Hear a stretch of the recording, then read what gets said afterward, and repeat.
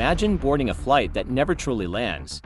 A flight trapped between countries, politics, fear, and one man's impossible demands. A flight where passengers grow weaker by the hour, and no one knows how it will end. Tonight, you're going to discover the story of the longest hijacking in aviation history. A bizarre, unbelievable, 60-hour standoff that pushed governments, pilots, and ordinary travelers to the breaking point. By the end of this video, you'll understand why this hijacking lasted so long, how the hijacker outsmarted the countries, and the chilling reason the ordeal finally ended. It was October 2, 1998, when Air India flight IC-814, a routine flight from Kathmandu to Delhi, began boarding.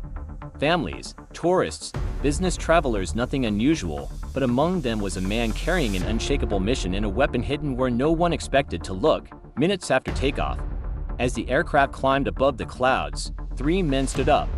One marched toward the cockpit to pull out knives and grenades. Panic erupted. Passengers froze. The hijacker shouted one demand: fly west. No one, not the pilots, not the passengers, not the governments, knew that these words would ignite a crisis lasting longer than any hijacking in modern history. The hijackers ordered the flight to divert to Lahore, Pakistan, but when they reached Lahore's airspace, something unprecedented happened. Pakistan refused to let the plane land.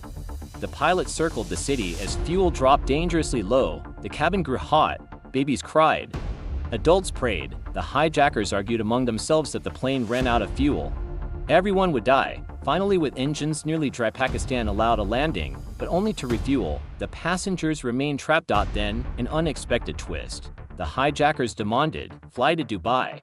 But the plane was low, the hijackers were furious, and the political games were just beginning. Dubai's authorities also hesitated. They feared a diplomatic disaster. While negotiations dragged on, the passengers inside IC-814 were forced to sit still, hungry, thirsty, terrified. The hijackers stabbed one passenger as a warning. Hours passed. The plane circled again, and again. Finally, Dubai allowed a partial landing and agreed to release women, children, and the injured. It was a moment of hope, brief, fragile hope, but for over 150 passengers still on board. The nightmare wasn't ending. The hijackers issued a new command: fly to Kandahar, and that changed everything. Kandahar, Afghanistan, land controlled by the Taliban in 1999. As IC-814 touched down, armed Taliban fighters surrounded the aircraft. For many inside, this was the most terrifying moment, yet not because of the hijackers, but because no one understood whose side the Taliban were on. One moment they negotiated with India, the next, they stood beside the hijackers. Then, they claimed neutrality. Meanwhile, inside the plane, conditions deteriorated. No clean water. Very little food, barely functioning restrooms. People fainted, children cried, adults shook silently. The hijackers finally explained what they wanted: release 3 militants from Indian prisons. Among them was a man whose name would later shape global geopolitics. One of the demanded prisoners was Masood Azhar, a radical cleric whose influence extended across South Asia. Releasing him would change the region forever. India faced an impossible dilemma: save 150 innocent passengers, release men who could destabilize an entire region. While the world watched, the clock kept ticking. 18 hours, 24 hours, 36 hours, 50 hours, and still, the crisis continued. Inside the plane, passengers whispered prayers, shared the last drops of bottled water, and wondered whether they would ever see daylight again outside of Kandahar. Finally, after 7 days of international pressure and psychological torture, India agreed.